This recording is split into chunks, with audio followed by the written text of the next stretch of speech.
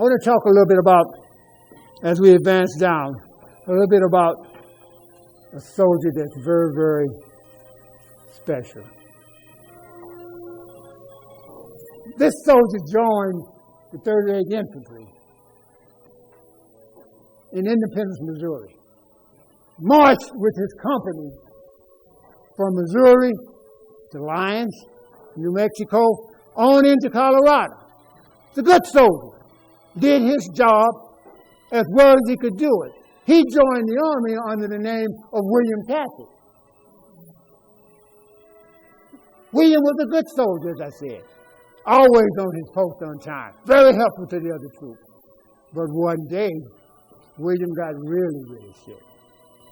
And William had to report to the post hospital. Once in the hospital, the doctor discovered changes. That William Cathy was not William Cathy at all. William Cathy was actually Cathy Williams, the only documented female Buffalo soldier. So let me tell you about Cathy Williams. In 1844, Cathy was born in Independence, Missouri, to an enslaved mother and a freed father. In her adolescent years, she was a house slave. During the Civil War, her master died, and the Union Army came on the Johnson plantation and took Cathy and other slaves to Little Rock, Arkansas. Well, Cathy didn't want to go. She had been there all of her life. But the Colonel Benson said, you're going to be a cook and a laundress. So she had to follow him. But she's seen so many things. She saw the Battle of Pea Ridge. And then she's seen just fields and fields of cotton being burned by the soldiers. She saw the Confederate gunboat captured and burned at the Red River. Well, time went on, and the war was over, and the slaves were freed. But you know, after the Civil War, newly freed slaves and other Afro-Americans, jobs opportunity were next to nothing. They couldn't find anything. So they had to think, what will we do? Well, now there is a military. If I did that, I have a place to stay. I got to stay somewhere. Have education, little medical attention, and they had a pension. So Cathy thought, what will I do? I have to make a brighter future for myself. Well, you know what? When she was watching, when she had to go with the Army, with them, she got to watching these soldiers. She said, I'm gonna watch these soldiers. Got to watching how they act. She said, oh, well, how do they talk? You can't go in there talking like this. How they walk. Just how they were acting. She'd been thinking about this a long time. So she said, I am going to do something. I am going to do a flawless performing act to change the course of my life. On November 15th, a Thursday, 1866, ooh, it was cold that day. It was cold. You know, she was dressed in her heavy, warm clothes. She had this big old hat, this heavy pants. You know, she was tall. She stood 5 feet 9 inches. So she said, I can do this. She walked into the Jefferson Barracks recruiting office. She said, my name is Private William Cathy, reporting to the U.S. Army 38th Infantry. She did it. She said, now I got to keep going. I can do this. You know how your mother said, put your mind to it, you can do anything. That's what she did. She could do it. Didn't want to get caught. But you know what? It's been said she had one cousin and a friend to help keep this secret. So she went on. She had to go everywhere with the infantry. They marched everywhere. As a matter of fact, over here, before she got in, when she was with just the army, you know, when she first got captured, they went clear from Missouri, Arkansas, all the way up to Washington, D.C. And then they got back to Missouri. That's where she joined the Jefferson Barracks. But after then, with the 38th Infantry, they went everywhere. They went, I'm not the best map drawer over here, but anyway, they went through the Santa Fe trails. They were Fort Riley, Fort Hayes, all around they went. And then they came on down further. In 1867, they went to Fort Sill, Fort Bayard, Fort Cummings. All this area was over 1,105 miles that they just kept marching, walking. Now, while she was there, she had to have a job. She had to be a guard.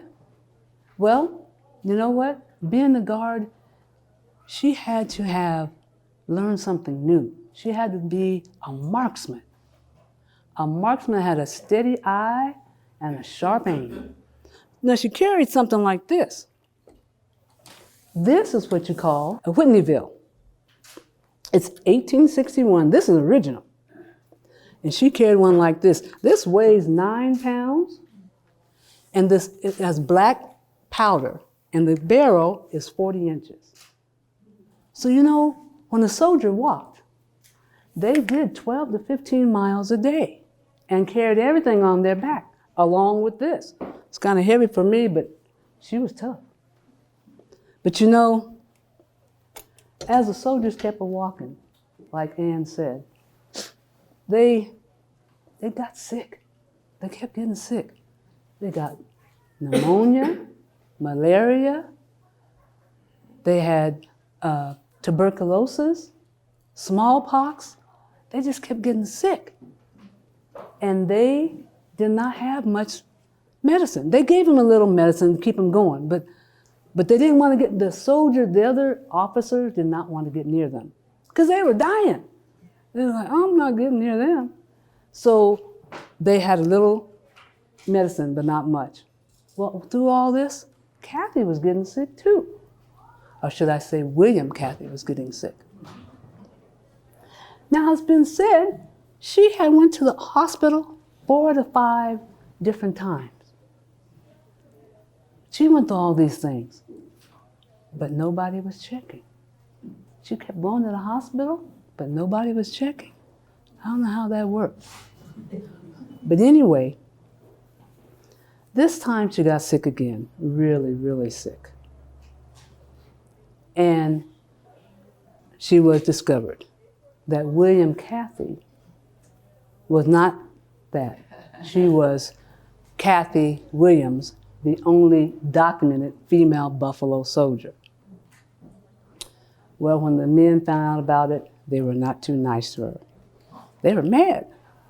Who's this woman in here with us? But they gave her an honorable discharge, and she got out. Well, time went on, and she moved to Pueblo, Colorado, and she also got married. That didn't work out. She kept going, and then she went on to Trinidad, Colorado. And in Trinidad, you know, the sickness kept following her. By then, she couldn't hear. She had no toes on her feet. She was walking with this crutch like, you know. So when she got there, she said, now I'm gonna put in for my disability pension. So she went to the bureau in Trinidad.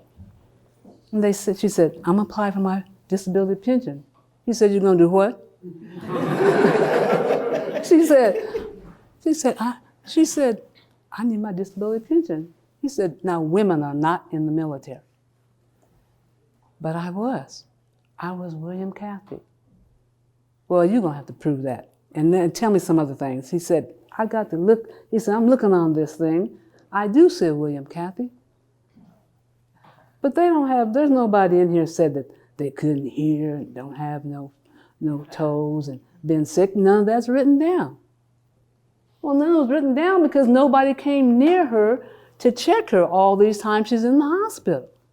Nothing. She said, you know what? I got deaf when I had to swim across the Rio Grande River going to New Mexico. I lost my feet because it was frostbitten. He said, now none of these things are written down here, and you are not getting this disability. So she did not get her disability pension after all these years. And that's Kathy. After time went on, she was still there in Trinidad as far as they can tell, and she did pass away. But that was how Kathy did it. It was just, to me, I thought she was an amazing woman that she was a star in the West. She had done all of this. And I got thinking about, how do you talk to somebody and tell them your dream and your thoughts if you got to keeping all this inside? You can't tell nobody who you are. But that's what she did. So Kathy's motivation was she had to make her life better. And that's when she said, I'm going to be a soldier. And she did it. And I like to tell the story because I want everyone to know all the history about her and the Buffalo Soldiers. My father was a Buffalo Soldier. My brother started research, and he started all about the Buffalo Soldiers. He's found out all kinds of things about them, and he wanted to tell the story. So, being his sister, I didn't have much choice. I was in it also, but I enjoyed the education of telling people all about something that happened in history that no one knew about.